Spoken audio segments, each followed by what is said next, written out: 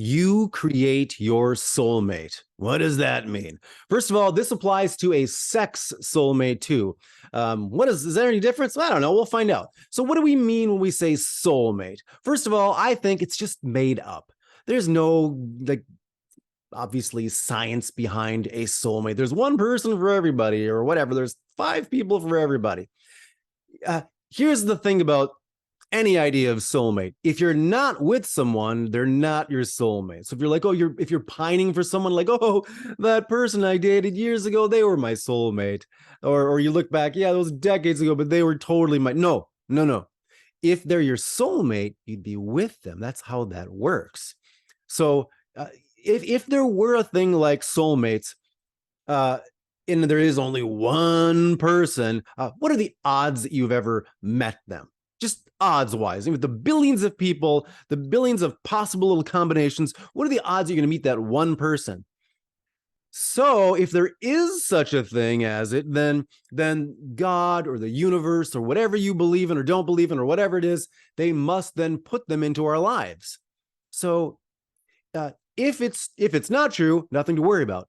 If it is true, then it must be designed that they automatically come into our lives anyway. So why even deal with this as an issue?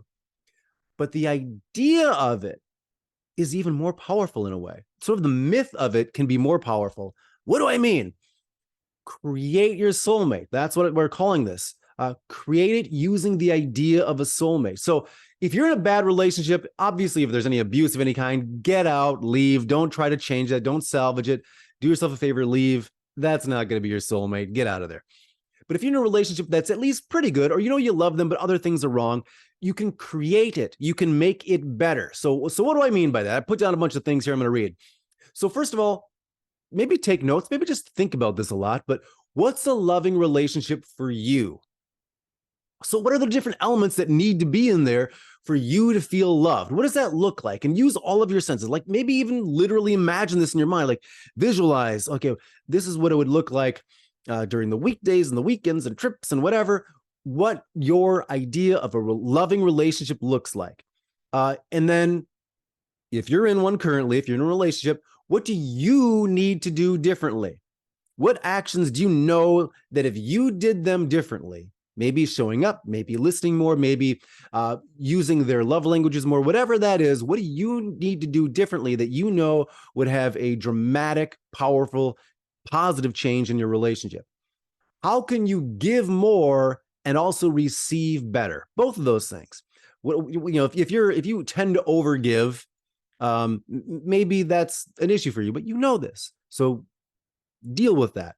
But also, how can you receive more powerfully from your partner? And then, what would you like your partner to be? First of all, make it known to them. Like, talk about these things. Ask them, what would you like me to do? This is what I would like you to do. I mean, you get on the same page of what are their expectations for you? What are your expectations for them? Have that talk, meet in the middle somewhere. Instead of just saying, you must do this, like, don't point fingers and blame and whatever, but make it clear the things that you would love from them, that if you use positive reinforcement, like, oh, I just really love it when you do this, or it really makes me turned on when you do that, or, oh, I just feel so loved when you do this, or whenever you do that, it just makes me want to do this for you. Use those things. So you're encouraging these behaviors from your partner. It's the quid pro quo thing. It's the, I do this, you do that. You do this, I do that. And you can make it fun. Just a little phrase, like I said before. Oh, when you do this, it's so great. Oh, it just makes me so happy and turned on, or whatever, when you do that. Throw those out there. If you haven't yet, watch my videos on the sexual personalities. Sometimes I call it emotional and physical personalities. Watch those videos, see kind of which side you're on, where your partner is, and figure out the things that they might want you to do. Maybe they don't even know it, that if you did them, it would bring out this great quality in them, and vice versa. So it works both ways. So watch those videos. This is a journey. When you decide to create your soulmate, it is totally possible. Just assume that your relationship can be amazing, beyond what you ever thought it could be. And you would deserve it, right? You both deserve this. And as they say, A journey starts with the first step, but it doesn't actually.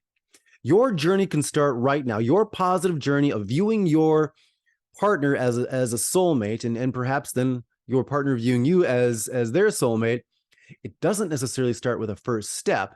It starts with a decision to make it so. And you can make that decision right now. If you're like, I love my partner, I want to make this work, make that decision now to just assume they're your soulmate.